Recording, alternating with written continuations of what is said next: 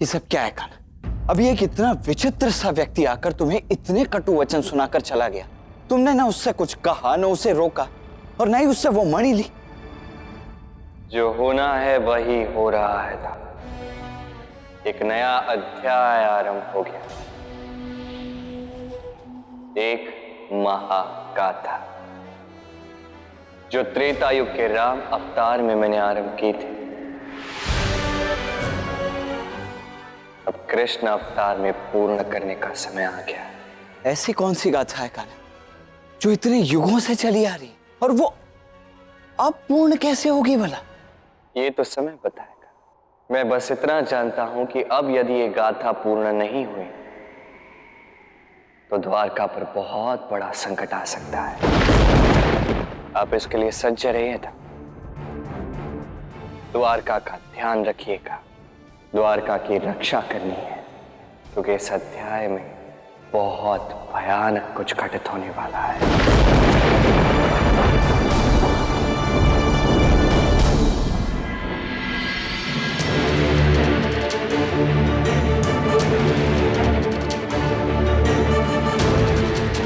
सैनिकों, मेरा अश्व कहां है?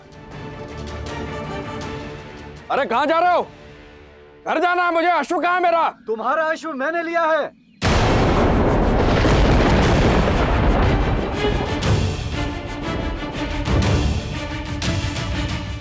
कौन हो तुम लोग? हम द्वारिका के हैं, और जो तुम अश्व लिए घूम रहे हो ये भी द्वारिका का है। और यही नहीं, ये मणि ये भी द्वारिका की है। लाओ, इसे मुझे दे दो। अच्छा, कैसा राजा वैसी प्रजा। वहां राजा मुझसे मणि मांग रहा है और यहाँ उसकी प्रजा। किंतु तुम लोगों को भान नहीं, कैसे दिव्य मणि कठोर तपस्या करके प्राप्त की जाती है, भिक्षा मांग कर नहीं। किंतु द्वारकाधीश ने कहा है इस मणि पर तुम्हारा कोई अधिकार नहीं। द्वारकाधीश ने यह भी कहा था कि इस मणि को तुम स्वयं रख सकते हो। वो तो उन्होंने तुम्हारा मान रखने के लिए कहा था, क्योंकि उनके तर्क के अनुसार इस मणि पर तुम्हारा कोई अधिकार नहीं। उन्होंने भले ही तुम्हें छोड़ दिया हो, किंतु हम नहीं छोड़ेंगे। हाँ, नहीं छोड़ेंगे, नहीं छोड़ेंगे, हाँ, नहीं छोड़ेंगे। सुन लिया? अब चुपचाप ये मणि हमें दे दो, वरना हमें बल का प्रयोग करना पड़ेगा।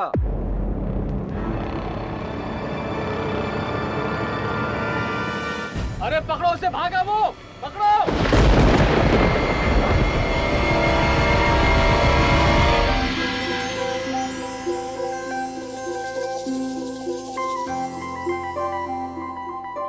मगध से आए दूध, चंदन और केसर के लेप का ही प्रयोग करो।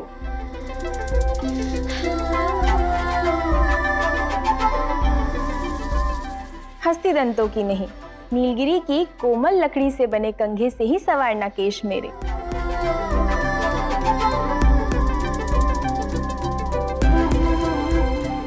मेरे पिताश्री के श्यामंतक मणि से बनाए दिव्य और पवित्र स्वर्ण आभूषण ही पहनाओ।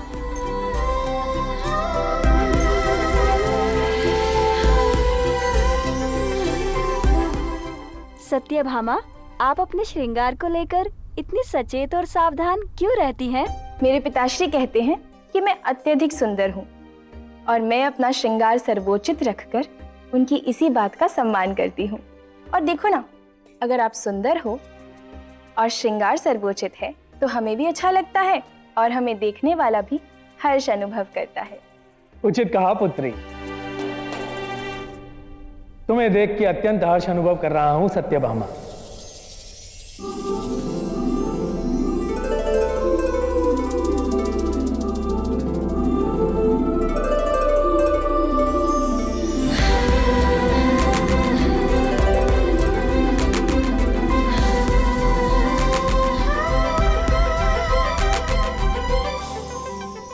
प्राचीन काकाश्री, आप आखिर से कब लौटे? अभी तो मैं गया ही नहीं पुत्री। यदि मैं यहाँ तुम्हें अकेला छोड़कर चला जाता तो तुम्हारे पिताजी तो मेरा ही आखेट कर देते। उनके आने के बाद ही मैं जाऊंगा। बिल्कुल सत्य कहा आपने। पिताश्री को दिन भर मेरी चिंता लगी रहती है, किंतु ऐसा क्यों? भला मुझे क्या हो सकता है? अच्छा बताओ पुत्री, तुम्हारा नाम क्या है? राजा सत्राजित की पुत्री सत्यभामा। सही कहा पुत्री। सत्य अर्थात वो जो सत्य है, और भामा अर्थात जो अत्यंत सुंदर है। और हमारी इस नगरी में तुमसे अधिक सुंदर कोई और है ही नहीं। इसीलिए इस सत्य को ध्यान में रखते हुए ही हमारे पिताश्री ने तुम्हारा नाम सत्यभामा रखा था। केवल इस नगरी में ही क्यों? मुझे तो लगा था मैं इस पूरे संसार में सबसे सुंदर हूँ। बिल्कुल पुत्री, मेरे कहने का तात्पर्य भी वही था। अभी तो ये केवल मैं कह रहा हूँ, देखना एक दिन सारा संसार यही कहेगा। किंतु काकाश्री, पिताश्री अभी तक क्यों नहीं आए? द्वारकाधीश श्री कृष्ण से मिलने जो गए हैं, बस लौटते ही होंगे।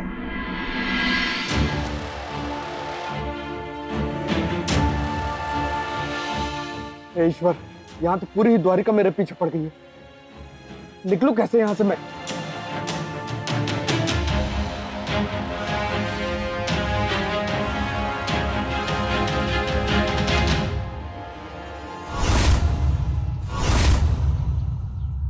देखो तुम बच नहीं पाओगे। चुपचाप ये मणि हमें दे दो, अन्यथा छीन लेंगे। चल मणि दे। ये मणि मेरी है।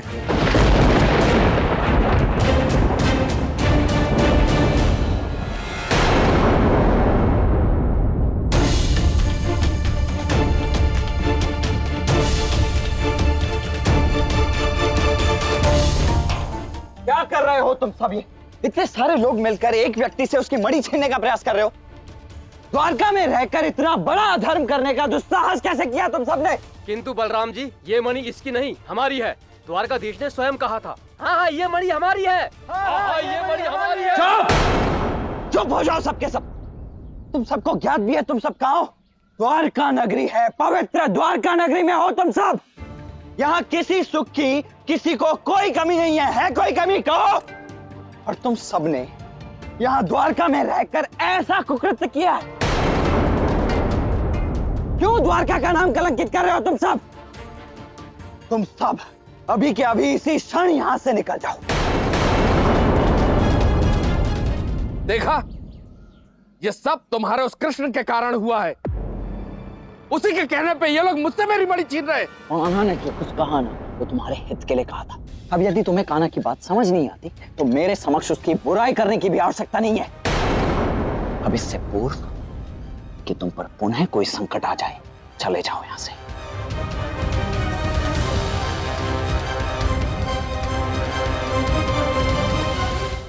द्वारका जैसे सुखी और समृद्ध नगर में अचानक ये लोभ कहां से आ गया? ये सब हो क्या रहा है?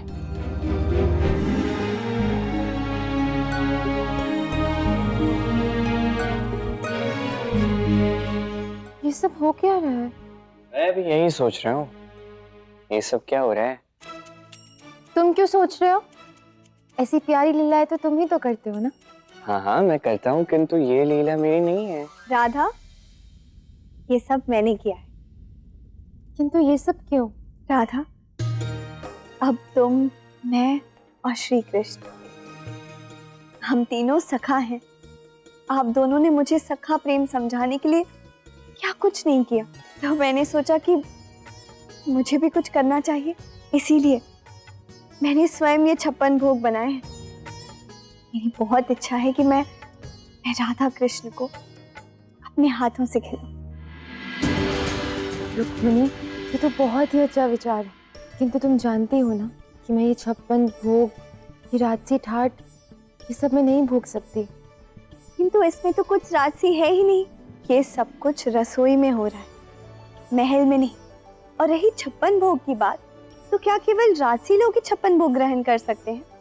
ये सब कुछ एक सखी ने दूसरी सखी के लिए किया है। हाँ वैसे रुक्मिणी तो सत्य कह रही है। देखो राधा, ये भोजन ये रानी रुक्मिणी ने नहीं, ये सखी रुक्मिणी ने बनाया है। क्या मैंने उचित कहा? ये जो भोजन है ये राजमहल में नहीं, ये राधा के स्थान पर बनाया है। क्या मैंने उचित कहा? तो उसके अनुसार तो ये राजभोज नहीं, ये सखा भोज है, जिसे आप ग्रहण कर सकती है राधा रानी।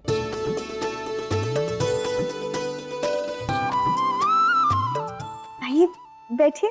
अवश्य।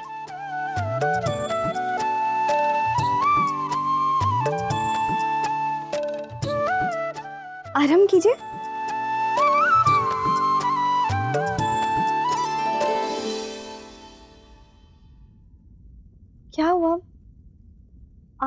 खा क्यों नहीं रहे? भोजन अच्छा नहीं दिख रहा। मनी, ये सखा भोजन तो केवल हम दोनों ही इसे कैसे खा सकते हैं? हमारी सखी रुक्मिणी भी तो इसमें सम्मिलित होनी चाहिए। हाँ, किंतु आप लोग आराम तो कीजिए। वैसे भी मैंने अब तक अपनी थाल लगाई नहीं। तो क्या हुआ, आज हम 3 सखा 2 थाली में भोजन ग्रहण करेंगे।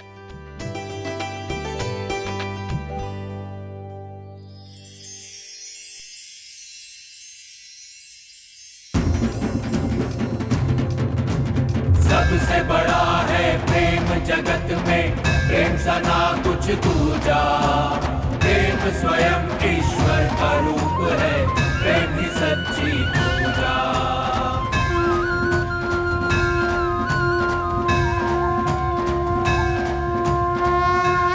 अरे वाह, भोजन तो अत्यंत स्वादिष्ट बना है। संसार के इस पहले सखा भोज में भाग लेकर मैं अत्यंत प्रसन्न हूँ। मैं भी।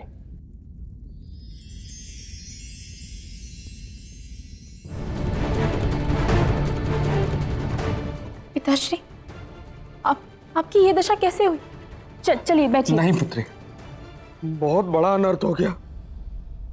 मैं द्वारकाधीश से सम्मान मांगने गया था, किंतु ये सम्मान मुझे इस तुच्छ आसन पर बैठकर नहीं, द्वारकाधीश के राज आसन पर विराज कर चाहिए। आपकी तपस्या का हम सम्मान करते हैं, किंतु ये 100% सत्य है कि इस मणि पर आपका अधिकार नहीं है। किंतु उन्होंने मुझसे मेरी ही सेमंतक मणि मांग ली।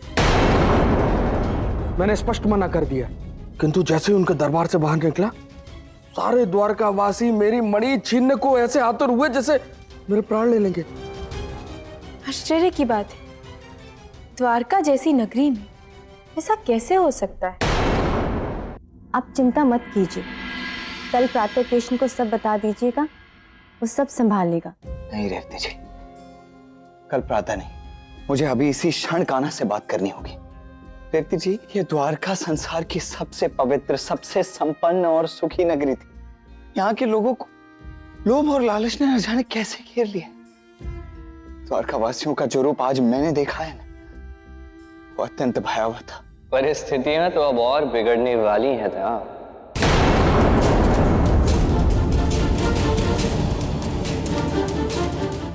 किंतु इससे बुरा अब और क्या होगा कान्हा, कि यहाँ के लोग अपनी सुख और संपन्नता को भूलकर लोभ में आकर उस मणि के पीछे पड़ जाएं। मैं बस इतना कहूंगा, आने वाला कठिन समय अब आरंभ हो चुका है। स्थान कोई भी हो पुत्री, लोगों का व्यक्तित्व समान ही होता है, और जिस कठोरतम तप के साथ मैंने ये मणि प्राप्त की है, मैं इसे किसी लोभ की बलि नहीं चढ़ने दे सकता, कदापि नहीं। किंतु पिताश्री, यदि समस्त द्वारकावासी हमारे पीछे हैं, तो हम सुरक्षित कैसे होंगे? इसका भान तो मुझे भी नहीं है, किंतु अपने प्राणों से प्रिय इस मणि को उन्हें किसी भी हालत में मैं नहीं दूंगा।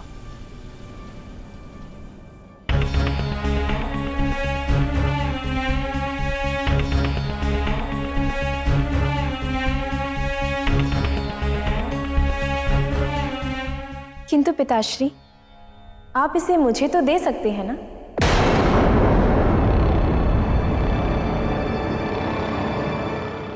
अर्थात? पिताश्री, आप स्वयं कहते हैं ना, इस पूरे विश्व में सबसे सुंदर मैं ही हूं। तो पिताश्री, आप मेरा और श्री कृष्ण का विवाह करवा दीजिए।